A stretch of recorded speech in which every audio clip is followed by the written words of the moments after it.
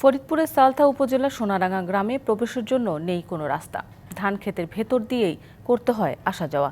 বাজারে পণ্য পরিবহন নিয়ে বিপাকে কৃষক, শিক্ষার্থীদের পোহাতে হয় চরম ভোগান্তি। বাধ্য হয়ে অনেকে চলে যাচ্ছেন অন্য গ্রামে। ফরিদপুরের সালথা উপজেলার বল্লভূতি ইউনিয়নের সোনাডাঙ্গা গ্রাম। অর্ধশত পরিবারের ২৫০ মানুষের বসবাস এই গ্রামে। এখানে বিদ্যুৎ থাকলেও নেই যাওয়া আসার কোনো রাস্তা। ধান ক্ষেতের ভেতর দিয়েই কাদামাটি মাড়িয়ে চলে যাওয়া আসা। ফসল নষ্ট হওয়া ঠেকাতে জমি মালিকরাও দেন বাধা। এতে প্রায়ই সৃষ্টি হয় কলহের।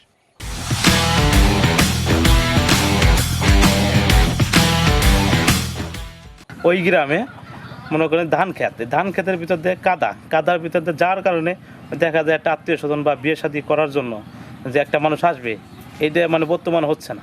৩৪ মাসের দিনও যদি একটু শূন্য হয় তা তো মানুষের ফসলে হয়তো যাওয়া আসা লাগে, দিনটা জঞ্জাল কেউ যাচ্ছে। তবে দ্রুত ব্যবস্থা নেওয়ার আশ্বাস দিলেন উপজেলা নির্বাহী কর্মকর্তা। সাধারণ মানুষজন তাদের যাতায়াতের কোনো রাস্তা না থাকায় এটা তাদের জন্য একটি ব্যাপক জনদুর্ভোগ। কোনো ব্যক্তি জমি দিতে ইচ্ছুক না থাকায় আমরা সরকারিভাবে ইতোপূর্বে উদ্যোগ নিয়েও রাস্তা তৈরি করে দিতে পারিনি। সরকারি রাস্তা নির্মাণের জন্য স্থান নির্বাচন করতে পারি, তাহলে অতি দ্রুততম সময়ে জনপদের মানুষের জন্য রাস্তা নির্মাণ করে দিব। ২০০০ সালে প্রথম বসতি গড়তে শুরু করে এই গ্রামের মানুষ। তারা বলছেন, কেবল ১০০ মিটারের একটি রাস্তা তৈরি করা গেলে মুক্তি মিলবে ভোগান্তি থেকে।